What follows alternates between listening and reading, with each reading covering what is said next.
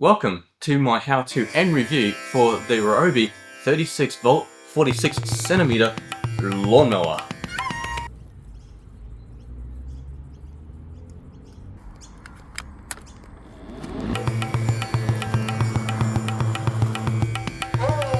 And so I'll start with going into the steps for first time use of this mower, then I'll give some operator tips, and then I'll finish the video by talking about my personal review of this mower.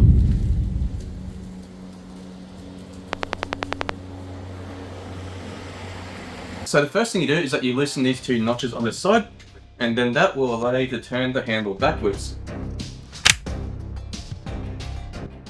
Now, if you're short, that's all you need to do. But if you're tall, we'll also have to move this up. Now, another thing that you can do here is that you have this little thumb latch here. So you can basically press it in, and then you can change the height of the mower. You can choose between 10 different heights. And so once you've set that at the appropriate height, you can then actually look at the battery housing. And in this battery housing, you'll notice that there is an isolator key. Now, for those of you with an 18V battery background like myself, I personally never used the isolator key, and I just relied on using the battery itself as my isolator key.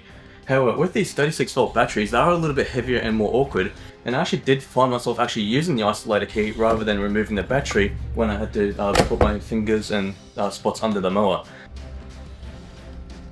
Now, as far as being able to run this mower, you may see this and think, do I need 2 times 36 batteries? Fortunately, you don't yet. I only need 1, and it just plugs in like so.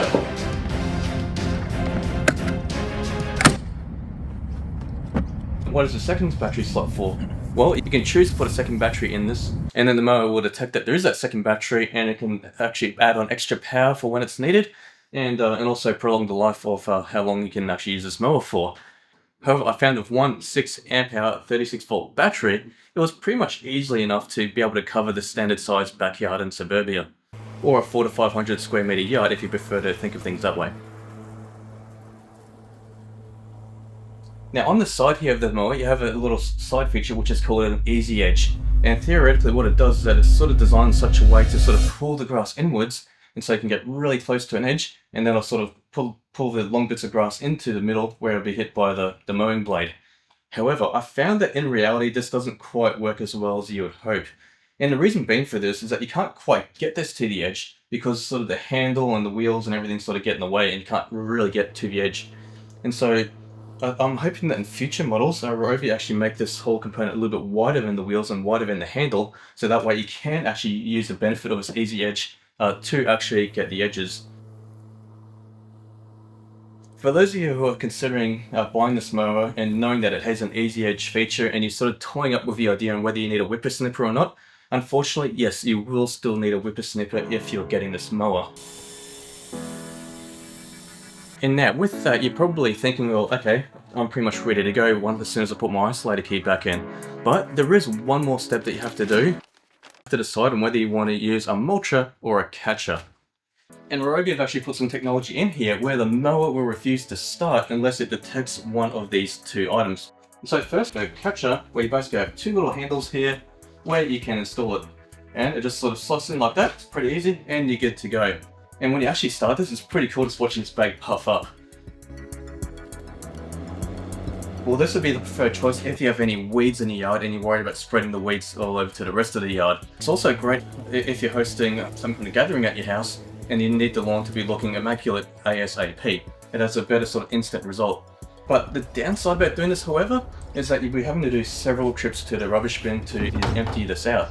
And with this 55-litre bag, you'll find that it fills up more quickly than what it takes for a YouTuber to give a very passionate and heartfelt plea for your likes and subscribes. Don't worry, I'm not doing that, but just to give you an idea of time frame for how quickly this thing will fill up. Now, the other alternate for mowing is that you can put in the mulcher. And this one's a little bit more awkward to put in, but it's pretty easy once you actually sort of know the technique. And whereas with the catcher, you sort of want to be going in from the top first, whereas this one, you sort of insert it first, and then you sort of just have to wiggle it in and sort of get it into place. Now, why would you use the mulcher instead of the catcher?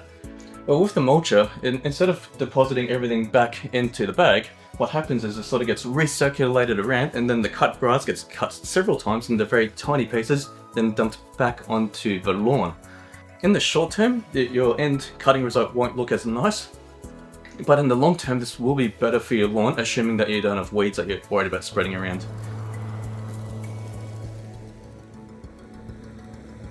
In order to be able to start it, what you have to do is use your YouTube liking thumb, and then press this.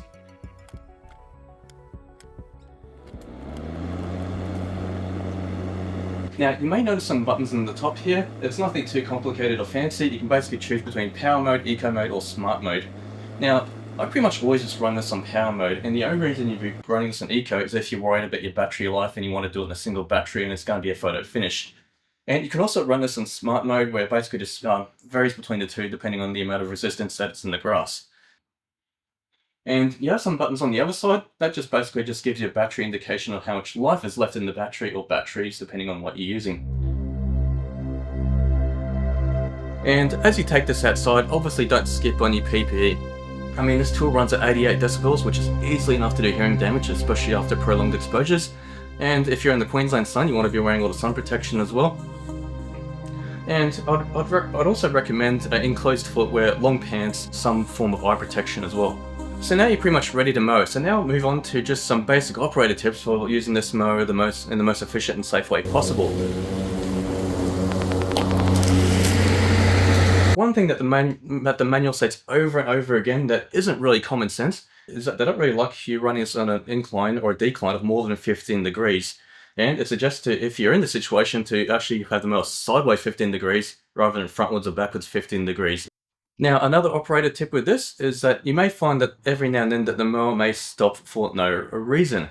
Now, I'll help you go through some troubleshooting to try and figure out why the mower is stopping and you can't figure out why. And one possible case is that the thermal safety switch is activated, meaning that the mower sensed that everything's getting too hot and it wants to let itself cool down before it actually damages the mower itself. I've never actually seen this mechanism trigger, but if this were to happen to you, all you have to do is just let it sit in the shade for a bit, and maybe even rehydrate yourself as well and have a little bit of a break, or maybe do some work in the whippersnipper while you're waiting for this thing to cool down. And if it's not that, it could be one of these 4 other things which you'll actually get a little warning about on your display here. Now, let's just say that it's one of these hypothetical situations where either the catcher or the mulcher alert has gone off to say that there's just too much mess and gunk down here and you need to clean it all away. Well, the first thing you need to do to be able to clear the blockage is that you need to remove the isolator key. Then the second thing to do is to put on cut resistant gloves, and then you can turn it on its side. And you can just clear away mulch. And so if you need to clear things away from here or whatever, just make sure that you know we're near the blade. Now this thing runs at 3,600 RPM. And so I just really have to reiterate that you definitely want to make sure that either the isolator key or the battery is removed before you even think about doing that. And so now with all of that covered, now we can go on to the review of how I personally felt that this performed.